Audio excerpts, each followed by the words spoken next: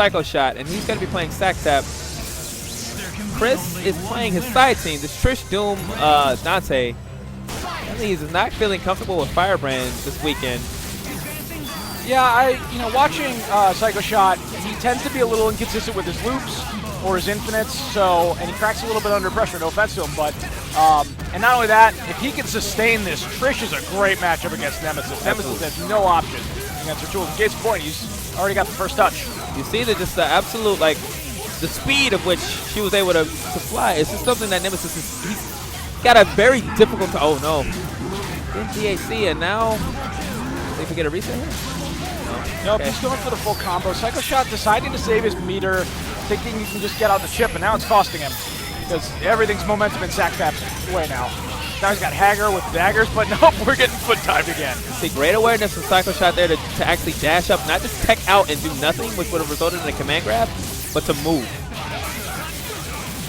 Now, when in gold armor, Arthur gets the hit. He can complete the combo. It's a nice and simple kill. Now he decides to burn the meter, which is the right choice. So he's got Sacktap's got two big bodies left and no neutral. Oh, and he survived! Wow! He did survive, and did he not mash enough? He may not have mashed enough. But typically, you can kind of look at Arthur or the health bars for that Doom level 3. If they're not past the this little bump, you can typically assume they'll survive. With some of the lower health characters, that's not the case.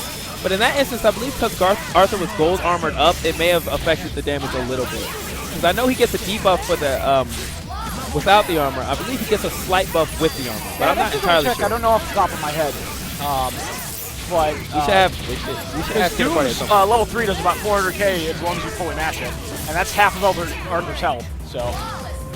But even then, Psychoshot's still in a really good spot. All of Sacktap's characters are bleeding, and he still has Trish with Dante, so he's got a lot of screen control and plenty of neutral.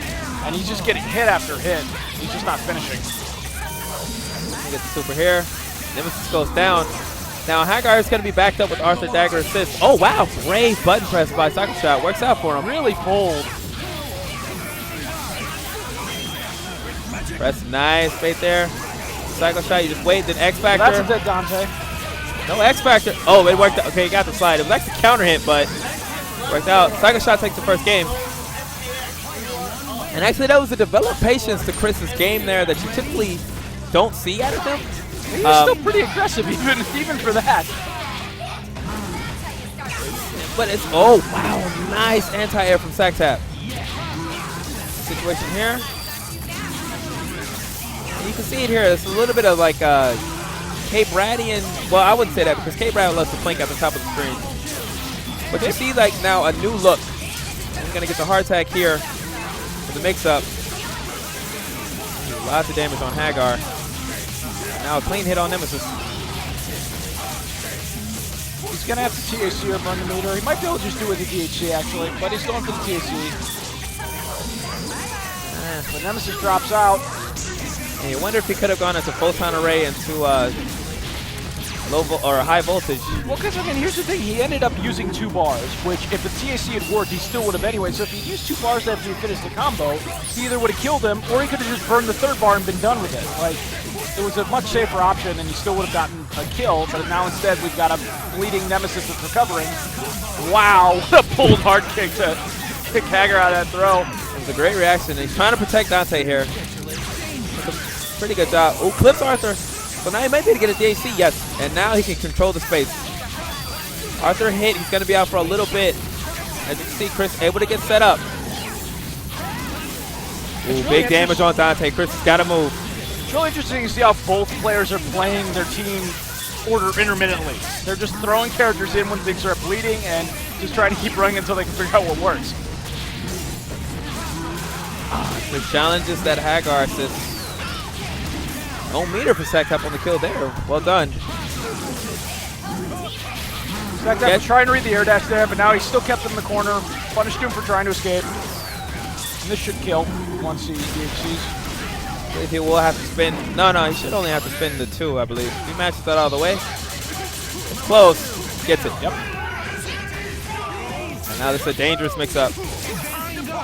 That's for a basic cross-under. Now this right here is a Pretty dangerous situation for Psychoshot. His execution is not bad, but yeah. Oh, Sacktap was having none of that. Yeah, definitely a dangerous situation, especially if you're Dante, because the threat of a grab is not as explicitly dangerous as it is for a lot of other characters like a Magneto or even a Captain America in level 3 who can get an easy super off of it. Right. You're looking for a much cleaner hit, and if you're Hagar, like, you have no problem holding the down back and defending your space. Yeah, but I mean, that's just it, is that the Dante player can do the exact same thing, you know. All he has to do is stuff like Crystal, which has so much durability that it wouldn't really be threatened by the Arthur daggers, and then he could just wait for his spot against Hagar. He has to be careful about where he uses his normal stuff, but he can play that game, absolutely. Sacktap landing another jump medium, meeting Doom. Now this will be able to take a kill. Got his bracelet. I really like the way Sacktap is using Nemesis normals, because really, if you're going to play that character, that's the only way you can do it. He's got some amazing hitboxes. They're just really slow, and they're very specific.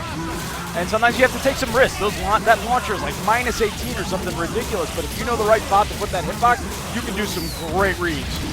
-18, but excellent dash up command grab there by Sacktap. Meterless kill. Mid-screen, which means this Hagar mix-up could be quite dangerous. Oh no, just to corner him. There we go, another command throw by Sacktap. Large X factor here, and this should be game 3. You see the difference there? Sacktap had done 2 anti-air command grabs backed up by Arthur to catch any movement from Chris, and then there, still with the Arthur call to try to do some protection with the ground grab. It's a nice little adjustment we see there by Sacktap. Now Chris going to what I would have assumed he was going to play from the beginning, and you gotta imagine this matchup is just horrid, right? Like, especially with Chris on the one-player side, the wall cling fireball game is oppressive. We'll have to see if Chris's execution is up to par today. Well, the rockets can nullify fireballs because the rocket has 1 durability, but then it explodes for 10, so it'll just eat up the fireball and stay for a little while. The issue, though, of course, is that the fireballs are obviously much faster. And, of course, when Firebrand get in, he gets those great mix-ups of all tall nemesis, but Sacktap has Hagar to help counteract that, so, you know, Psychoshot's approach with Kasha, especially because if you look at these past couple games, he really hasn't had much success going in. Sacktap's been reading it very well. So now he's sticking to the zoning, that's working better for him so far. With the Luminous Body, able to put, as you mentioned, the speed of the fireballs in Luminous Body increasing, and it just becomes too much for Nemesis to really deal with in a Oh, wow. Full confirmation, and Sacktap should lose Nemesis here. Oh, wow. Interesting. Great catch, but Chris was not ready. This Nemesis head still runs into Hagar. Yeah, that was amazing. He bounced off the assist, so he actually had the option to get away, but he dived in again. And the Larry lasts like 40 frames or something like that. It's ridiculous. Oh, and he's doing it again. Great reaction from Sacktap. Sacktap is just reading so hard when Psychoshot wants to get in and just keep punishing him, whether it's with a Lariat or a big button. And he's getting so much mileage out of that.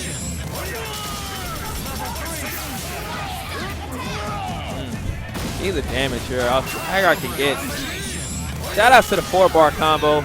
Calling in your assist character 3 times in one combo. Yeah, but it's Super Scroll time. Anything can happen with Super Scroll time. You see Chris trying to be patient. Sacktap certainly being patient, saying he didn't go for any mix-up. Oh, dangerous situation here. Oh, we got it. That should be a dead Hagar. He's launching a super. Nice Couple of normals, fills a little bit of meter. Now 1 mix-up to do it. There it is! Wow! The double jump. Amazing read on the double jump there by Psychoshot. Oh no, he got crossed up. I don't think it'll kill. No. No, that's a big, big error if you're Psychoshot. That's not gonna do it. There's gonna be a punish. This is it. This is an infinite. Oh man, that's gotta hurt if you're 3-1. Chris. Because you can get the level 3 off the Tenderizer, which would have killed. If you just do medium into super before you get crossed over, you kill. But it's one of those things early in the round, you also want to build a little bit of confidence, you know?